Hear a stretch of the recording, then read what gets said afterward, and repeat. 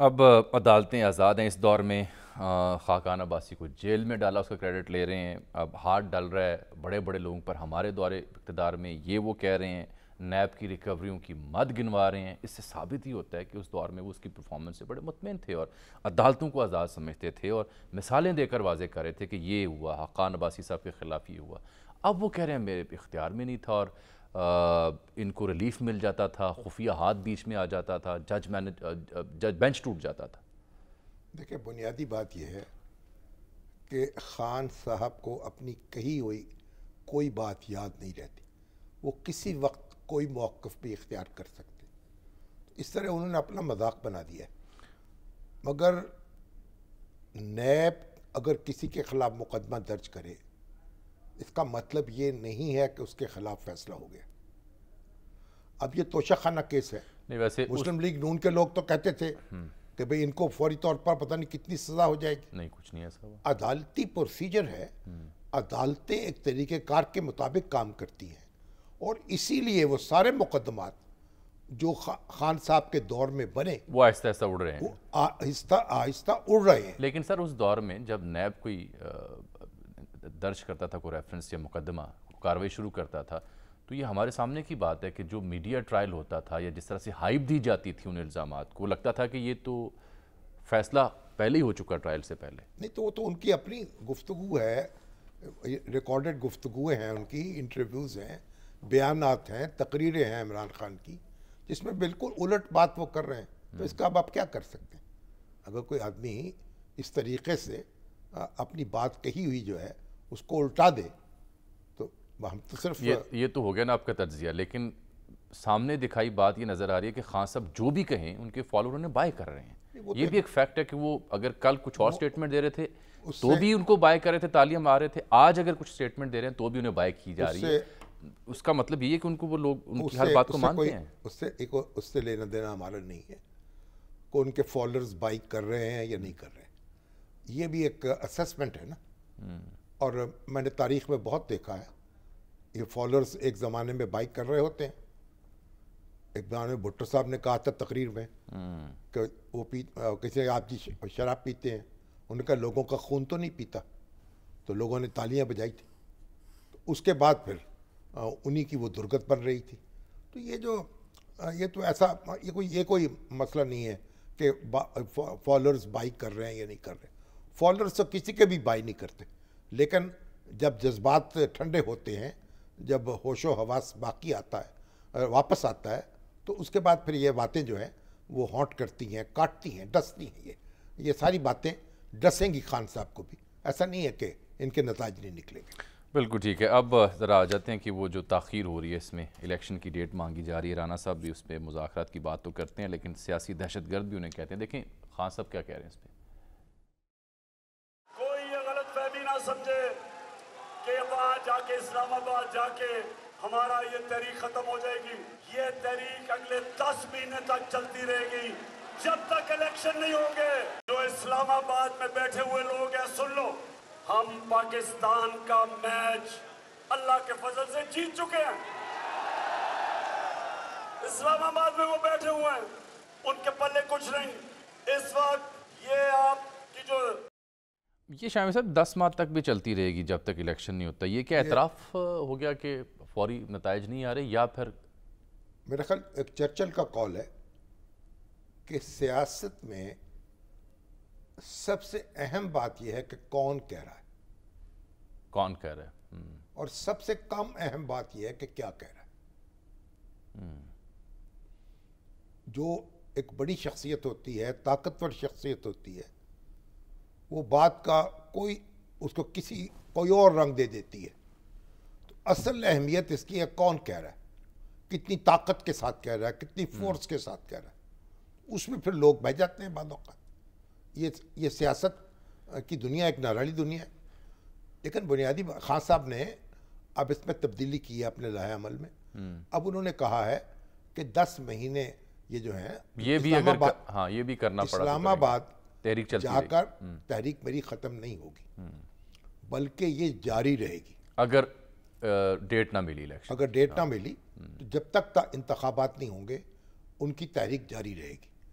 اس کا مطلب یہ ہوا کہ وہ کوئی طاقت کا مظاہرہ نہیں کرنا چاہتے، وہاں کچھ تصادم سے گریز کر رہے ہیں اسلام آباد جا کر، وہاں جا کر وہ ڈسپرس ہو سکتے ہیں، گویا وہ اپنی انتخابی مہم چلا رہے ہیں۔ نہیں، انتخابی مہم کا تو انہیں بڑا فائدہ ہوگا، پورا جی ٹی روڈ کور ہو جائے گا ان کا، پورا جی ٹی روڈ کور ہو جائے گا، پھر وہ شروع ہو جائیں گے سندھ میں چلے جائیں گے، اور پھر کے پی کے میں چلے جائیں گے، پولیٹیکل ایڈوانٹیج وہ 10 مہینے تک وہ سڑکوں پہ زندگی گزاریں گے۔ اب اس کا جو ایڈوانٹیج ہوگا وہ دیکھیں گے، یہ تو بات کی بات ہے نا، ہم اس میں ہم کنکلوژن تو نہیں کر سکتے نا، ابھی اس میں جمپ نہیں کر اس ڈیلے میں دیکھیں کل بھی ہم نے عرض کی تھی کہ اس ڈیلے میں پارلیمان کا اجلاس بھی شروع ہو جانا ہے، پھر ایم پی ایس صاحب نے بھی تشریف لانا ہے، پھر نئی تعیناتی بھی ہونی ہے۔ اس ڈیلے کے کئی مقاصد ہیں ان تینوں سے جڑے ہوئے۔ ایک کچھ رائے یہ بھی ہے کہ جو جنرل وحید کاکڑ فارمولہ تھا 93 میں، اس کا اور آج کے دور کا کوئی موازنہ ہے؟ کئی خان صاحب کی نظر اس فارمولے پر تو نہیں ہے کہ نہیں، دیکھیں ہے پیرالل اس کا؟ پہلی بات تو یہ ہے کہ میں آپ بتاؤں، یہ جو ایکٹیویٹی ہو رہی نا، اس میں اخراجات بھی تو ہو رہے ہیں نا، جی، روزانہ کی بنیاد پر اس ہو میں رہے ہیں۔ توانائی بھی لگ رہی، ان کے جو کینڈیڈیٹ ہیں مختلف حلقوں کے، پی ٹی آئی کے وہ لیڈر جو ہیں ان کے، وہ لوگ اکٹھے کر کے لا رہے ہیں، سارا اہتمام کر رہے ہیں، تو ان کے پاس ان کے ریسورسز جو ہیں وہ بھی تو استعمال ہو رہے ہیں نا۔ تو اگر اتنی طویل کمپین آپ چلائیں گے تو وہ لوگ ہانپ نہ جائیں کہیں، ان کی جیبیں خالی نہ ہو جائیں۔ ایک سال کی کمپین چلانا یہ بھی ایک مسائل ہے، لیکن دیکھیے بات سنیں، جو کاکڑ فارمولہ ہے اس کا تو کوئی تعلق نہیں ہے اس صورتحال سے۔ جب غلام اسحاق خان نے، نہیں تو انہوں نے بھی تو آ کے نئے انتخاب کے اوپر دیکھیں صدر غلام اسحاق خان جو تھے، انہوں نے اسمبلی تحلیل کی نواز شریف صاحب کی، وہ اس کا ڈٹ کے کھڑے ہو گئے اور انہوں نے سپریم کورٹ میں جا کے چیلنج کیا۔ پہلی بار یہ جو تحلیل تھی نا، قومی اسمبلی ہوئی، اس کو براہ راست سپریم کورٹ میں چیلنج کیا گیا۔ اس سے پہلے یہ درخواستیں ہائی کورٹس میں جاتی تھی، صحیح، سپریم وہاں کورٹ سے بھی فیصلے ہوتے 93 تھے میں، ٹھیک، اور اس میں دیر ہو جاتی تھی۔ تو یہ ان کے وکیل تھے خالد انور، انہوں نے یہ نقطہ سمجھایا کہ ڈائریکٹ ہمیں 184 کے تحت جانا چاہیے، تو براہ راست چلے گئے اور سپریم کورٹ نے اس کو ٹیک اپ کر لیا۔ تو وہ اتنی تیزی سے سماعت ہوئی، میرا خیال ہے کہ غلام اسحاق خان اس کا تصور نہیں کر سکتے جتنی جلدی نتائج آئے۔ کہ اتنی جلدی وہ سمجھ رہے کہ ہائی کورٹ میں جائے گا، ایک ہائی کورٹ میں، پھر دوسرے ہائی کورٹ میں، سپریم کورٹ میں، اتنی دیر میں تاریخ جو ہے الیکشن کی قریب آ جائے گی، کیونکہ الیکشن کا اعلان ہوتا تھا اسمبلی تحلیل کے ساتھ۔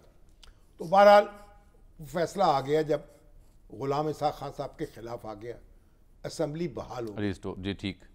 اب جو پنجاب میں جو صورت تھی، پنجاب میں یہاں قائم ہوئی، منظور احمد خان وٹو صاحب کی حکومت قائم ہو گئی، وہ غلام اسحاق خان کے ساتھ تھے۔ میرے خیال ان کے پاس خود 16 ووٹ ہوں گے۔ اب وٹو صاحب آج کل تو بیمار تھے، چیک اپ کے لیے گئے ہوئے ہیں امریکہ، اللہ تعالیٰ ان کو صحت دے، سنا ہے کہ بہتر ہے حالات، ماشاءاللہ ان کے حالات۔ اچھا، اب وٹو صاحب جو تھے وہ کھڑے ہوئے غلام اسحاق خان کے ساتھ۔ اب غلام اسحاق خان کے اور نواز شریف کے درمیان جو کشمکش شروع ہوئی، اسمبلی ان کی بحال ہو چکی تھی، لیکن صدر جو تھا اتنا کمزور نہیں تھا جتنا آج ہے، اس کے پاس بڑے اختیارات تھے۔ ایک تو یعنی گورنر کی تقرری، چیف آف آرمی اسٹاف کی تقرری، پھر یہ فائل روک لینا اور انتظامی کاموں میں رکاوٹ ڈالنا، تو مشینری جو تھی نا انتظامی، وہ چل نہیں پا رہی تھی۔ تو غلام اسحاق خان اپنی جگہ ڈٹے ہوئے تھے، نواز شریف صاحب اپنی جگہ ڈٹے ہوئے۔ پھر فارمولا کیسے آیا؟ تو ہوا یہ کہ جب یہ ایک بالکل ہو گیا نا، ایک کیا کہیں گے آپ، ایک بالکل سٹینڈ سٹل ہو گیا نا، ہیڈ آن کلین ہو گیا، ایک حکومتی مشینری جو ہے وہ بالکل منجمد ہو گئی۔ تو وحید کاکڑ صاحب جو تھے نا، وہ درمیان میں آئے، یا ان کیونکہ نواز شریف صاحب تو مقبولیت کے آسمان پہ تھے اس وقت، ان کی حکومت بحال ہوئی تھی، اس لیے وہ نئے انتخابات کا سامنا کرنے کو تیار تھے۔ اور غلام اسحاق خان وہ کہہ رہے تھے اگر نواز شریف اقتدار سے محروم ہوتا ہے تو میں اپنا عہدہ بھی چھوڑ دوں گا۔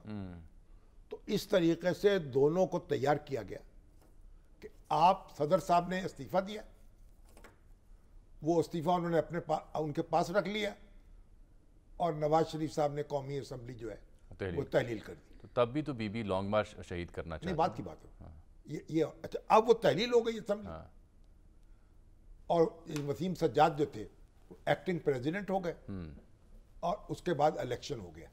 یعنی چیف آف آرمی سٹاف کو مقرر کرنے یا اس کو برخاست کرنے کا اختیار صدر کے پاس تھا. ٹھیک ہے, وزیر اعظم کے بریک کی بات اور چاہتی ہے. اب جو صورتحال ہے اب یہ اختیار جو ہے وزیر اعظم کے پاس. اچھا فرق آپ نے واضح کیا, اس لیے میں نے ایک قصہ چھڑا تھا جان. جب یہی وہ معاملہ ہے, یہی بھٹو صاحب کا معاملہ ہے, وہ اختیار بھٹو صاحب کے پاس تھا, صدر کے پاس اختیار نہیں تھا.